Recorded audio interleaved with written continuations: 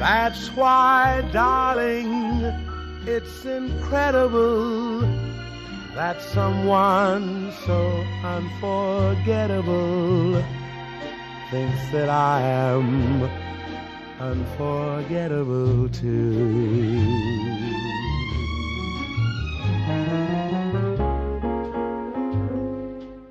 Eu nasci em Taquaritinga, 120 quilômetros de São José do Rio Preto. Meu pai era dentista e minha infância foi uma infância comum, era uma infância totalmente diferente das crianças de hoje em dia. Infância de pé no chão, bolinha de gude, futebol no quintal do vizinho. Foi uma infância muito tranquila, muito normal, nada diferente. Eu acho que na época, essas cidades do interior ofereciam outro tipo de atrações, né? Hoje é só internet e tal. Naquela época você não tinha nada disso, então você tinha que se divertir como uma criança muito comum mesmo. Eu tenho uma irmã mais velha do que eu, 2 anos e meio, que também é médica e que mora em São Paulo. Ela é ginecologista obstetra e ela sim era uma boa aluna. Eu era um aluno regular. Olha, é difícil eu acho que eu digo regular, eu nunca precisei de fazer exames. De vez em quando, obviamente, tirava uma nota que a gente chamava nota vermelha, que era uma nota abaixo de 5, mas eu nunca fui reprovado. Eu entrei muito cedo na escola, primeiro no curso infantil, depois a professora do curso infantil, em cidade pequena, conhecem todas as famílias, né? As famílias se conhecem, e ela me promoveu para o primeiro ano do grupo escolar, que a gente chamava na época. E daí para frente eu passei de ano sem problemas, nunca fui um super aluno. E continuei levando uma vida regular dentro da minha fase escolar, de ginásio. Então, como eu disse, eu entrei cedo, eu acabei depois terminando o ginásio, na época, que acho que é a 8ª série hoje, eu tinha 16 anos. Talvez sim, porque naquela época também a gente não tinha muitas opções. Você fazia o curso científico se você pensava ser engenheiro ou médico, e fazia o curso clássico se você pensava ser advogado. Então não tinha tantas especialidades como atualmente você tem, né? Um número muito grande de especialidades, de coisas que você podia ser. E como eu não era muito bom de matemática, eu resolvi ir para a área da biologia. E também eu acho que eu tive a influência da minha irmã, que foi antes do que eu para a medicina. Acho que eu pensei e falei, acho que eu vou fazer medicina também. Eu fiz o 3º científico junto com o cursinho em Ribeirão Preto e eu entrei na Faculdade de Medicina de São José do Rio Preto. E entrei muito novo, porque entrei com 17 anos na faculdade. Então eu era considerado o bebê da turma, né? Tem um lado bom e um lado ruim dessa história, porque você é muito novo, mas você precisava amadurecer rápido naquela época. Não era como agora, né? E esse amadurecimento, obviamente, tem um preço. Ele é bom, porque ele te ensina algumas coisas em termos de responsabilidades, mas, por outro lado, você perde uma parte da tua infância. Você imagina, com 17 anos, no primeiro ano de medicina, com 22 eu estava formado. Não, como tudo, você acaba fazendo, de certa forma, por exclusão. Você fala, não, eu quero ser cirurgião ou não ser cirurgião? Eu quero ser clínico ou não? Eu optei por fazer clínica no começo. E entre as especialidades clínicas, havia algumas que me atraíam mais. Cardiologia eu achava interessante, endocrinologia, a própria nefrologia. E aí eu acho que depende muito do seu mentor, o seu professor, como ele pode te influenciar. E eu acho que eu fui muito influenciado pelo Dr. Bezas, já falecido, mas ele era um professor muito bom, sabia muito medicina e todos nós gostávamos dele. E eu tive ele como assim, uma forte influência na escolha da nefrologia. E comecei a trabalhar com ele já no 4º ano também de medicina, acompanhá-lo em visitas, e isso acho que foi muito determinante para eu terminar como nefrologista. Ele era professor da faculdade e trabalhava no Instituto de Urologia e Nefrologia. E eu comecei a acompanhá-lo como aluno da FAMERP nas atividades clínicas dele fora da faculdade. Então eu levantava bem cedo, ajudava ele a passar a visita, aprendia a fazer diálise naquela época, e até terminar a faculdade. Depois que eu terminei a faculdade, eu falei, não, eu acho que eu já vivenciei bastante São José do Rio Preto, eu vou preferir não fazer residência aqui, apesar de ter passado na prova de residência. E eu optei por fazer residência no Rio de Janeiro. Foi aí que eu parti para uma nova aventura. Não era casado, eu namorava a Patrícia, já desde os 16, 17 anos, e ela fazia faculdade em Ribeirão Preto, de psicologia, e a gente, então, era um namoro à distância, né? Nós nos encontrávamos finais de semana, uma vez por mês, em Taquaritinga. Então eu saía do Rio de Janeiro, ou de São José do Rio Preto, depois do Rio de Janeiro, e encontrar com ela em Taquaritinga. Isso, eu fiz a residência, que era uma residência de clínica, depois de nefrologia, no Rio de Janeiro. Como eu estava já embalado, eu falei, bom, agora eu vou fazer a pós-graduação. E na época a Universidade do Estado do Rio de Janeiro tinha o curso de mestrado lá na UERJ. Então eu aproveitei, eu acabei ficando 5 anos no Rio de Janeiro, depois para fazer toda a residência e a pós-graduação. Quando na residência você vai descobrindo mais coisas.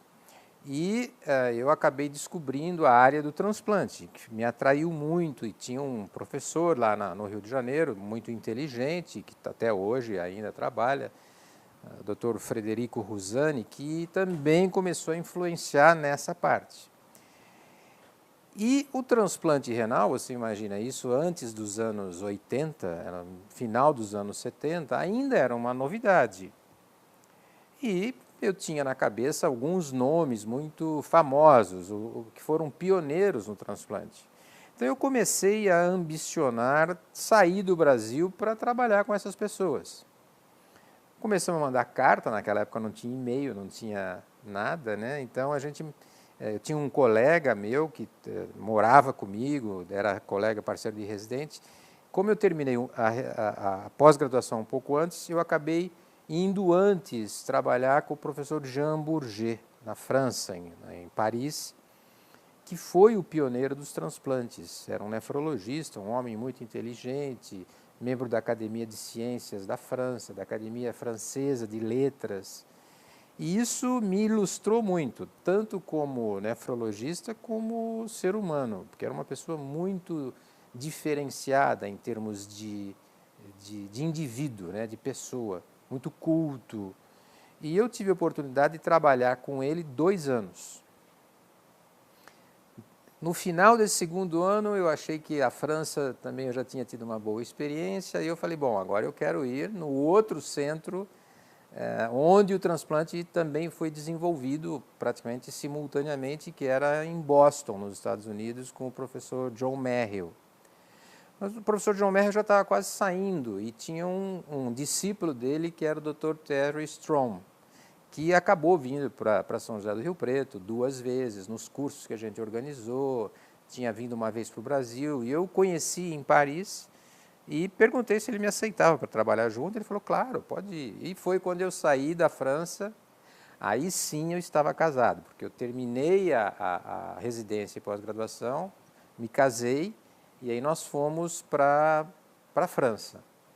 E depois de lá, nós fomos para os Estados Unidos. Foi onde nasceu meu primeiro filho, Ulisses, que é americano. E eu sempre brinco com ele, eu falo, eu já não preciso te dar diploma de nada, eu te dei um passaporte americano que já está muito bom. Pelo menos ele não pega a fila, né? Nem para entrar lá e nem para sair daqui. Eu fiquei 2 anos. Então fiquei 5 no Rio, 4 fora, 9 anos.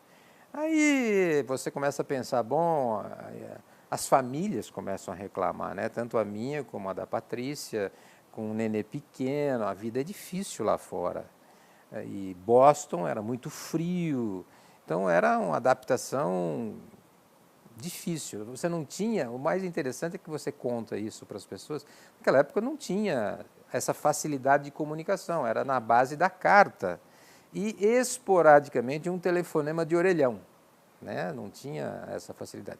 Então as famílias sentiam falta, era recíproco, as nossas famílias sentiam falta da gente, a gente sentia falta das famílias. E aí nós resolvemos voltar. Mas eu fiquei meio insatisfeito com a volta, porque naquela época tinha uma diferença muito grande de medicina, de avanço do que tem hoje, né? E eu fiquei em dúvida, volto para lá, não volto. Tinha uma oportunidade para trabalhar em Boston com esse amigo meu, que ficou amigo meu, mas o clima, falava, bom, não vou me adaptar aqui, filho pequeno, não adiantava insistir muito. Surgiu uma oportunidade para voltar para a França, para a cidade de Nantes, com uma outra pessoa que eu conhecia também. Mas aí eu teria que recomeçar a fazer residência, me adaptar às regras francesas. Aí eu achei melhor, falei, olha, eu acabei voltando para o Rio, onde eu tinha um vínculo trabalhista, na época chamava INPS, né? Mas as coisas no Rio acabaram muito lentas, eu não conseguia ser contratado, a universidade tinha dificuldade. Aí tinha essa proposta aqui em São José do Rio Preto, como eu disse, eu já tinha trabalhado com o pessoal do Instituto de Urologia e Nefrologia, conheci o Dr. Bezas, todo o grupo de urologia que trabalhava lá. Aí eu decidi, conheci a cidade, nós decidimos, né, voltar para Rio Preto, próximo de Itaguaritinga, que é minha cidade, e da Patrícia. Então as famílias pelo menos não poderiam reclamar disso. E foi assim que aconteceu.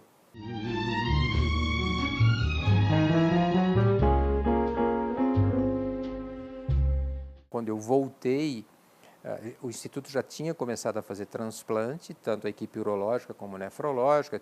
Na época tinha o Dr. Bezas, o Dr. João Barberato e o Dr. Horácio Ramalho, que já estavam atuando na área de nefrologia e de transplante. Mas havia uma dificuldade de se fazer os testes de compatibilidade entre o doador e o receptor.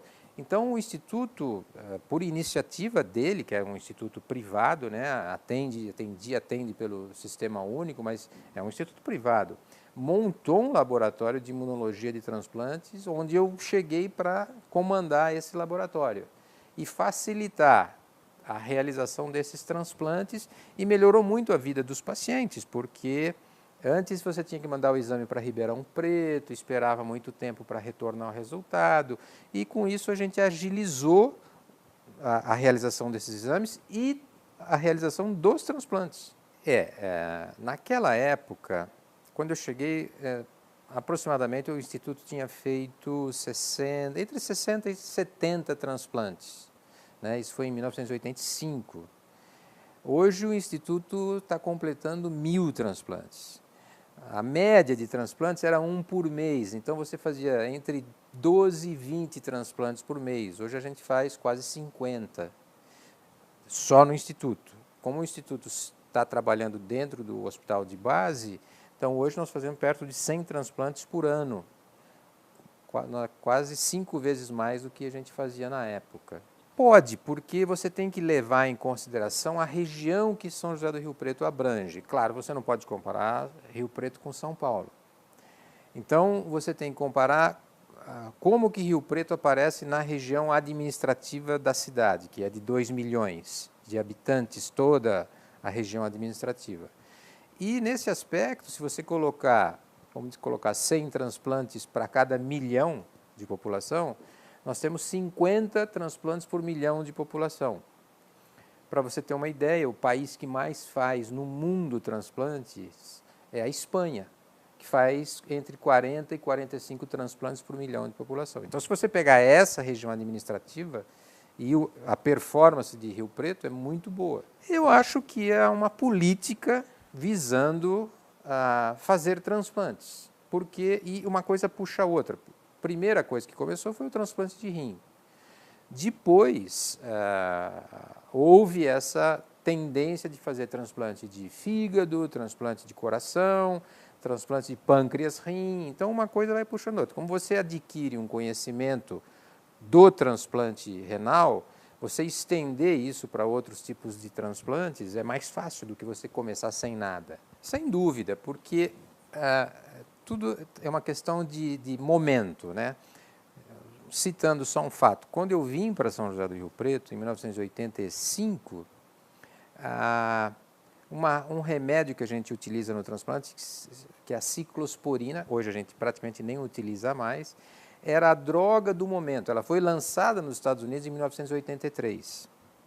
E eu tinha trabalhado com essa droga em laboratório e via pacientes nos Estados Unidos que tomavam essa droga. Então, se você pensar em termos de defasagem, 83 nos Estados Unidos, e nós começamos a utilizar ela em junho de 1985 aqui no Brasil. E poucos tinham experiência com isso. O Hospital das Clínicas começou a utilizar um pouquinho antes, em 84, em São Paulo, no Hospital das Clínicas. Então, eu acho que a gente deu um salto muito grande nessa direção. Então, como você vai tendo essa formação, eu fui o terceiro presidente da Associação Brasileira de Transplantes. Você precisava, era uma associação nova, né? Foi fundada em 1986, eu sou sócio fundador, e haviam chegado algumas pessoas naquela época, lá em São Paulo. Então, depois de um certo tempo, depois de 4 anos, pelo envolvimento que eu tinha com o transplante, era mais jovem, tinha muita gana de crescer, a gente aceitou a oferta de se tornar presidente da Associação Brasileira de Transplantes. Mas foi um período muito difícil, porque a sociedade era pequena, né? Pouca gente fazia transplantes, tinham poucos associados, e você precisa de dinheiro para tocar uma sociedade. Mas mesmo assim a gente conseguiu, fomos mudando os estatutos, e hoje é uma sociedade que tem 1000 sócios, é bem reconhecida internacionalmente. Foi dessa forma. Nós, aqui na região, nós sempre começamos, desde quando nós chegamos, alguns fatos. Nós fomos a primeira cidade que fez transplantes baseado na compatibilidade entre o doador e o receptor. Nós fomos a cidade que resolveu romper um pouco com São Paulo capital e fundamos o São Paulo Interior Transplantes, que reunia todas as cidades do interior de São Paulo e que poderiam ter uma atividade científica independente da cidade de São Paulo. Então, isso foi sim, importante no sentido de fazer a cidade crescer, o centro crescer, o instituto crescer. Como nós tínhamos o interesse no transplante, não dá para você fazer transplante sem o doador. Então, naturalmente, as campanhas em favor da doação começaram a aparecer. E eu guardo folhetos desde aquela época.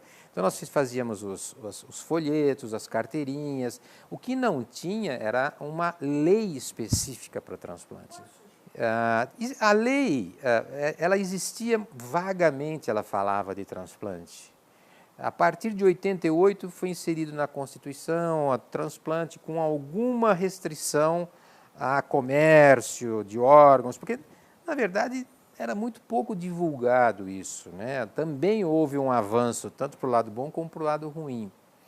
E a partir de 89 é que as coisas começaram a ficar mais claras, porque, curiosamente, começaram a aparecer ofertas nos jornais, anúncios nos jornais de compro, vendo, rim. Né?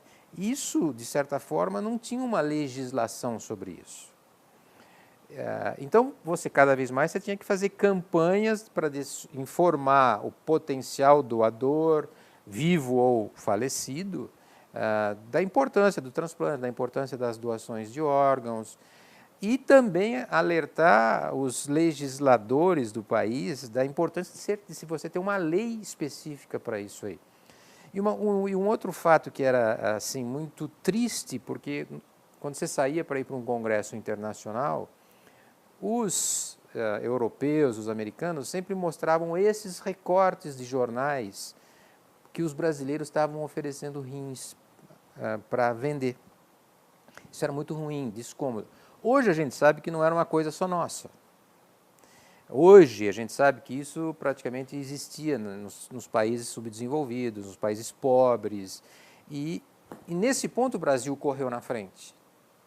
E na época a revista Veja tinha aquela ponto de vista na última folha, e eu tive a oportunidade de dar o meu ponto de vista, e na época eu alertava sobre a facilidade de se difundir o comércio de órgãos no Brasil, porque não tinha uma legislação específica. Hoje tem, é muito claro, é proibido fazer isso. E os outros países, eu acho que dormiram no ponto. Então, hoje você vê as Filipinas, a China, o Paquistão, vendedores de rins. E a gente acabou se envolvendo numa campanha internacional contra o tráfico e o comércio de órgãos para transplantes.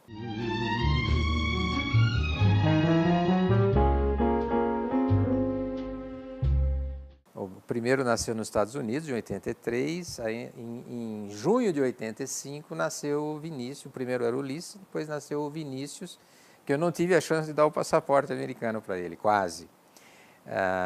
E o Ulisses se tornou engenheiro e o Vinícius hoje é um advogado, auxiliar de promotoria, recém-formado aí há pouco tempo.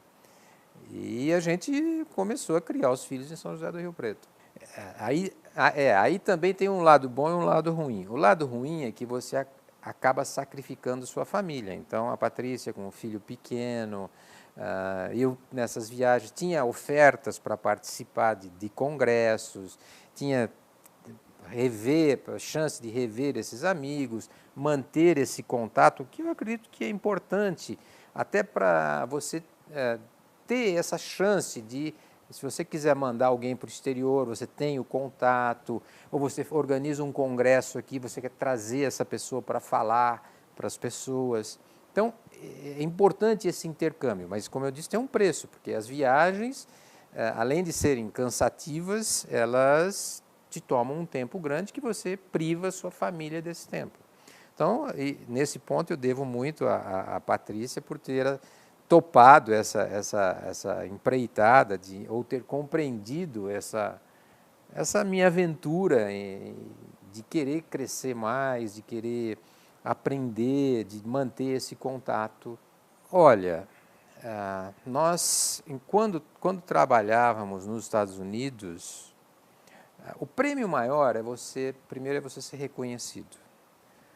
Depois é você apresentar alguma coisa em congresso, um trabalho em congresso internacional, porque é muito difícil, as pessoas não imaginam como é difícil você montar um trabalho científico, aí chegar lá, apresentar numa língua totalmente estranha para você, não é só para você falar, você tem que responder as perguntas. Então, se você consegue fazer isso, isso já é um grande prêmio. Aí nós aprendemos a fazer isso quando estava lá fora, né, para participar, essas pessoas obrigavam, assim, entre aspas, se você fez o trabalho, agora você vai apresentar.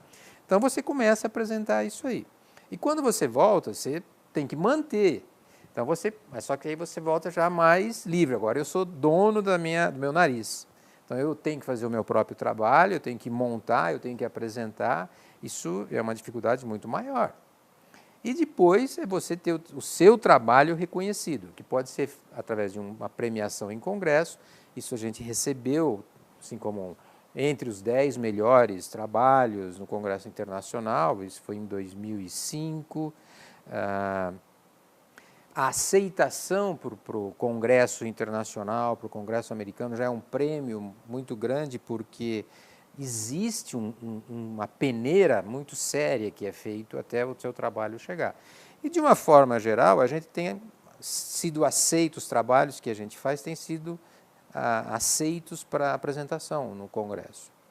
Então, eu acho que, agora, outros prêmios há pouco, uns 4 anos atrás, eu fui professor visitante da Universidade de Michigan,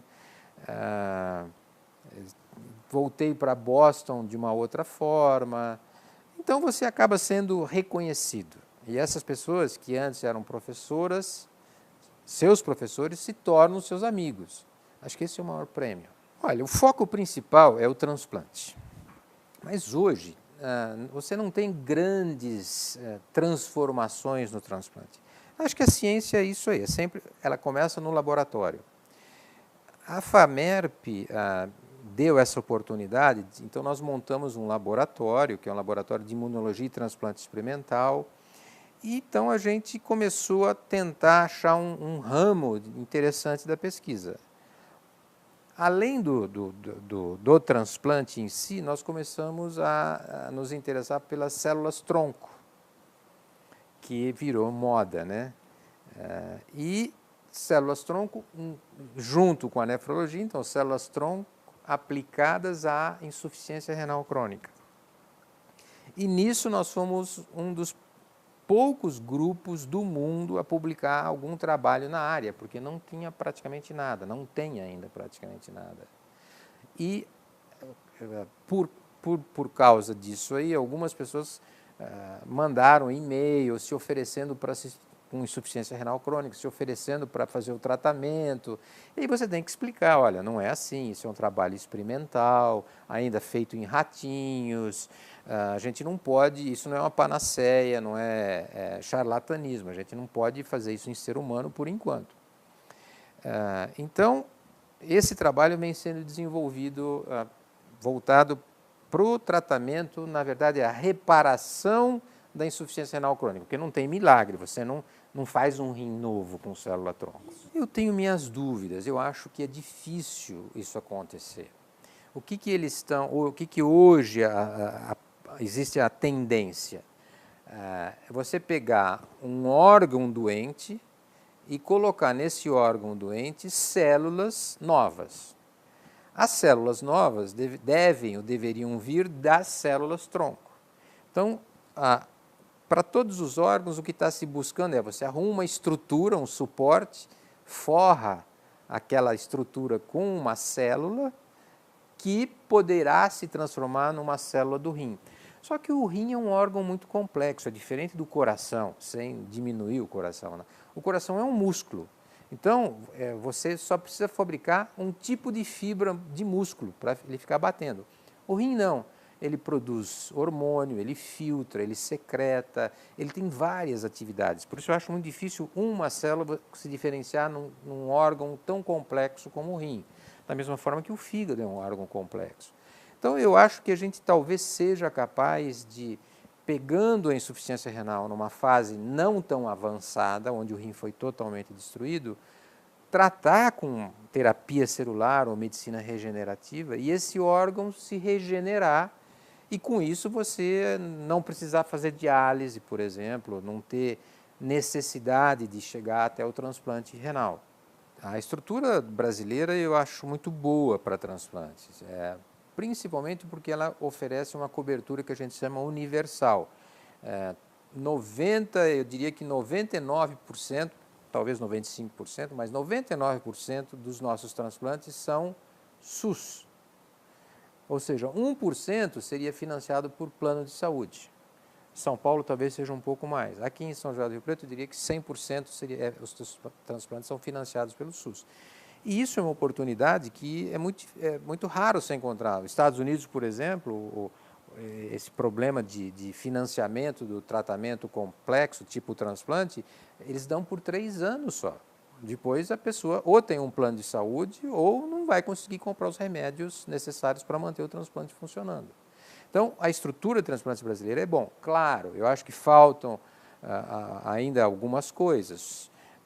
Talvez uma estrutura melhor de outros profissionais não médicos, mais assistentes sociais, mais nutricionistas, mais farmacêuticos, mais postos de saúde com um médico formado para ver esse pessoal transplantado. Ou seja, para você fazer um diagnóstico mais precoce de qualquer complicação. Isso talvez com o tempo, porque a saúde do Brasil ainda tem muito problema, né? Não é a saúde do transplantado, é a saúde brasileira. Do procedimento per si, você fazer o transplante, botar o doente na rua de volta, com alta, com o rim funcionando, eu acho que a estrutura é muito boa atualmente. Eu gostava muito de jogar futebol. E durante 25 anos a gente tinha um racha no clube de campo do Automóvel Clube e com vários amigos e até 3 anos atrás eu era assíduo frequentador do domingo.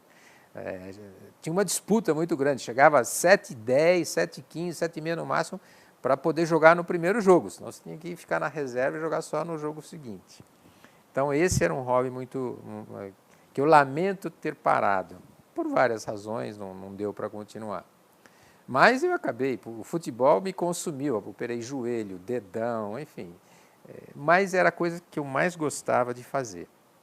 Tentei, fiz um avanço no tênis, durou 1 ano e meio. Falei, não, meu negócio não é tênis, é futebol mesmo.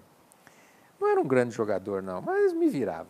A leitura, a gente acaba deixando até um pouco de lado, mas pelo menos 2 livros por ano a gente acaba lendo. Eu sempre gostei muito, na fase de mais jovem, acho que até porque existencialista, de ler ou tentar entender os grandes filósofos, talvez até os mais pessimistas, que nem Nietzsche, Schopenhauer, Kierkegaard.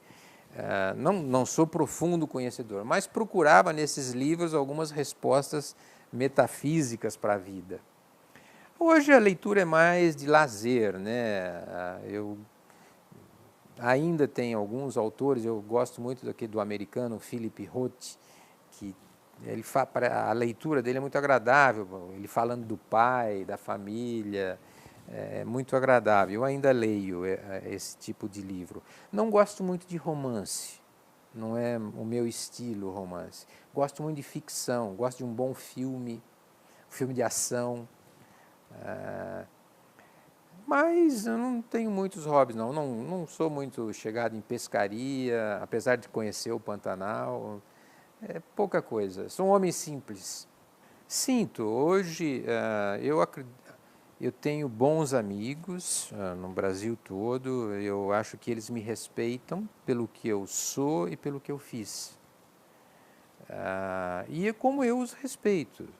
Tenho do sul ao norte ao sul, nordeste, eu tenho grandes amigos, que são pessoas assim influentes da área do transplante e que eu sinto que eles têm um respeito por mim.